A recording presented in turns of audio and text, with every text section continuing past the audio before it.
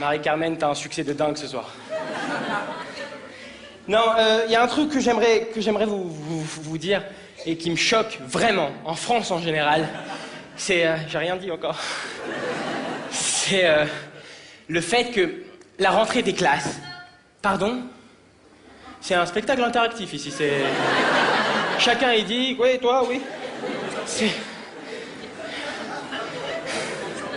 C'est comme ça à Toulouse. Si vous voulez, moi je m'assois, on discute tous, hein.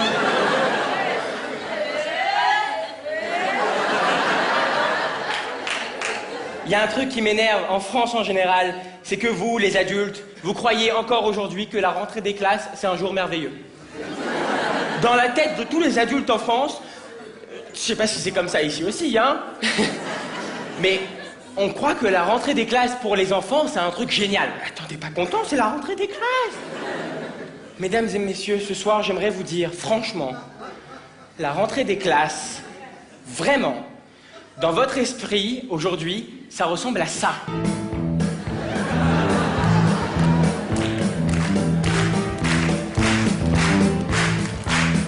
C'est chômé, c'est la rentrée. On va trop s'éclater. Putain, Gina, t'as tout changé. Je suis électrifié. You better keep up. Tu vas travailler, oui, cette année. Sinon ta mère, elle va te tuer. You better keep up. Tu vas comment bosser, oui, cette année. Wouh!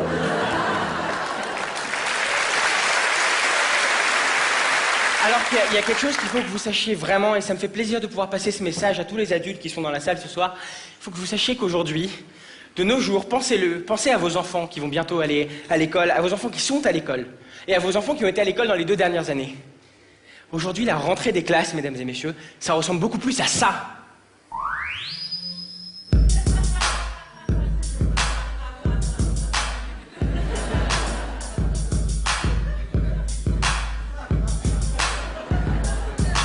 Bordel, quand on passe la grille, c'est la rentrée des classes et des conneries. Pas d'embrouille, man, pas d'hystérie. Donne ton portable si tu veux pas d'ennui. L'école, c'est tout ce que je déteste. J'étais détente au bled dans le Maroc de l'Est. Maintenant je rentre en France, monter mon business de shit. Pour leur vendre de la merde et leur prendre leur bif. Ah!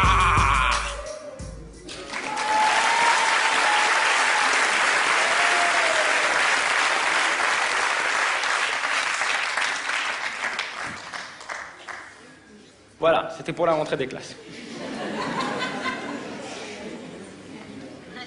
Et à l'école, il n'y a pas que la rentrée des classes.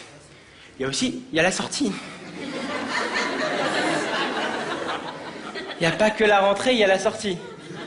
Mais alors vous, monsieur, vous avez battu Tam Tam, Carmen, tout le monde, hein.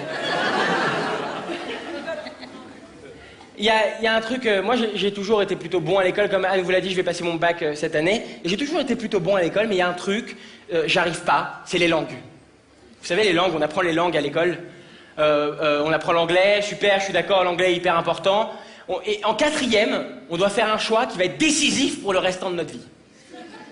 Soit allemand, soit espagnol. C'est horrible, tu sais. Moi, on m'avait dit, tu vas voir, les profs, ils vont venir dans ta classe et ils vont présenter leur matière chacun. Après, tu choisiras au mieux. Mais je flippais grave, tu sais. Moi, je m'imaginais ça de manière vraiment spéciale, quoi.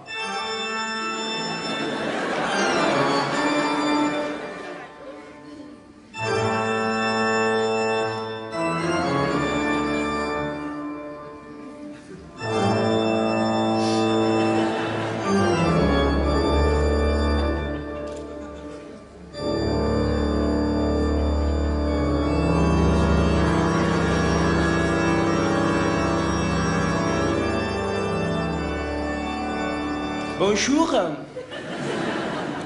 Je m'appelle Wolfgang de Requin. Si je veux vous enseigner l'allemand, c'est pour vous apprendre la langue de Goethe, Wagner, Werner ou encore Claude Schiffer. L'allemand est un langage qui se prononce de manière vomitive. C'est-à-dire qu'il faut vomir pour parler allemand. Un peu de calme, Marie-Carmen.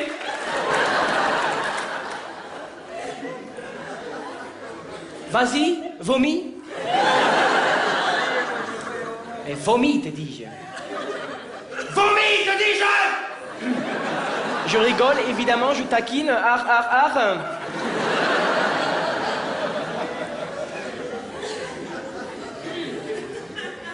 Mais toi, par exemple, moi, oui, toi, viens dire Guten Tag à toute la classe.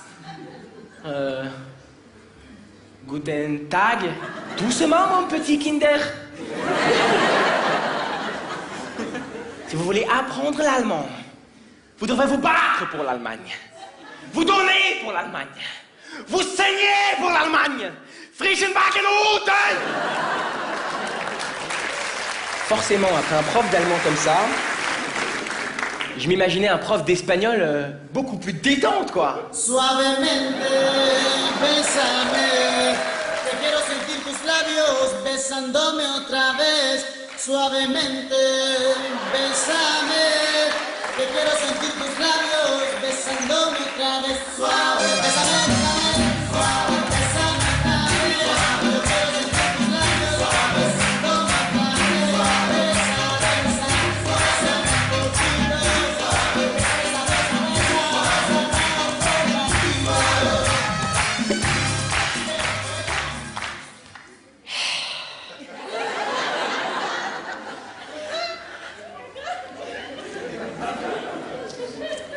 Hola, chicas muchas caliente. Ça veut dire bonjour les enfants?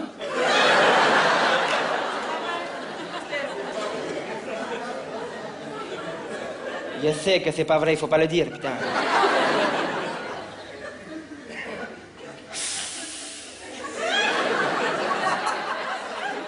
Je m'appelle Manuel Scorza del Boca del Patron. Bon, y a vous del Patron, c'est moi qui l'ai rajouté. C'est parce que je suis une patronne, tout simplement. Si je veux vous enseigner l'espagnol aujourd'hui, c'est parce que tout d'abord, je suis espagnol moi-même depuis 20 ans, de père en fils. Et aussi parce que je suis un très bon professeur de langue. Si, un très bon professeur de langue. Et j'adore les jeunes enfants. Surtout les petites filles. Elles sont si douces.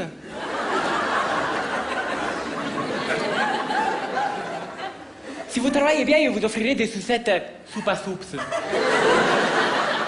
Goût paella, si.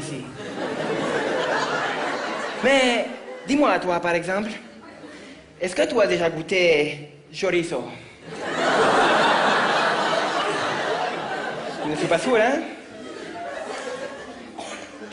En gros, j'avais le choix entre un prof d'allemand psychopathe et un prof d'espagnol pédophile. J'ai choisi espagnol, ne me demandez pas pourquoi. Et mes premiers cours d'espagnol se sont vraiment super bien passés. Je pensais, comme tous les Français, que pour parler espagnol, il fallait prendre les mots en français, rajouter un O à la fin, et c'est bon, je parlais espagnol, tu sais. J'arrivais dans les cours, je faisais « Hey, buongiorno. Au revoir. Comment ça va? » J'ai vite compris que l'espagnol, c'est pas ça du tout.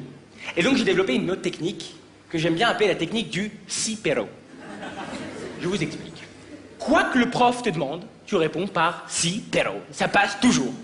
Exemple, le prof vient, que bien, s'il vous plaît. Un poquito de es posible, ¿vale?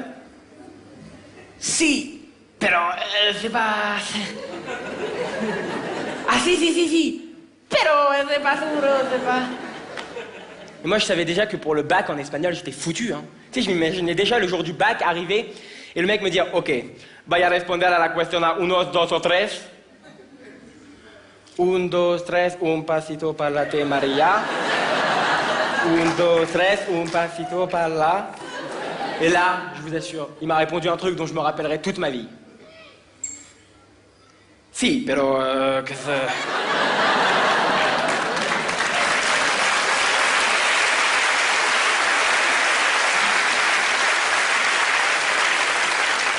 Moi, le bac, c'est un truc qui m'angoisse grave. Vraiment, je vais être franc avec vous, c'est un truc qui m'angoisse, mais à fond.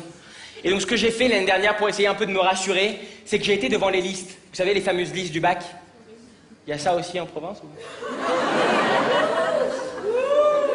Mais non, je voulais dire, comme vous êtes une ville technologique, peut-être on vous envoie ça par pigeon ou... ou par mail. Ah, vous avez des mails? Mais non.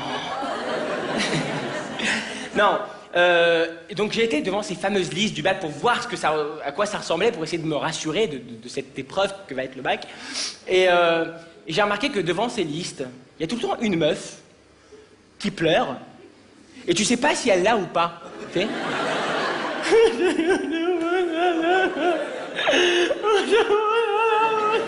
Tu sais, moi j'imagine sa mère de l'autre côté du téléphone. Mais tu l'as ou pas? Je t'en supplie, dis-moi que tu l'as. Je pleure moi aussi. Ça y est. Le bac, c'est un truc qui m'angoisse grave, et en plus, en ce moment, comme je vais bientôt arriver à la fin de l'école, à la fin du lycée, je me dis, je fais plein de rétrospectives sur ma vie, et je me dis, quand même, en cinquième, on est venu me voir, moi, on m'a dit, Kev, tu vas voir, cette année, tu vas avoir des cours de techno. Des cours de techno? J'ai kiffé grave. On m'a dit, tu vas voir, Kev, cette année, la cinquième, c'est cours de techno. J'ai dit, mais c'est génial. Moi, je pensais cours de techno, j'allais rentrer dans la salle, j'allais voir ça.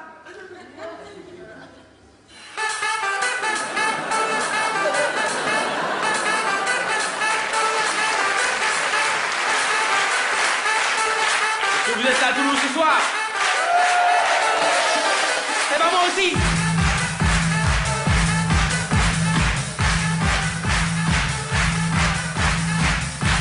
Sortez vos cahiers.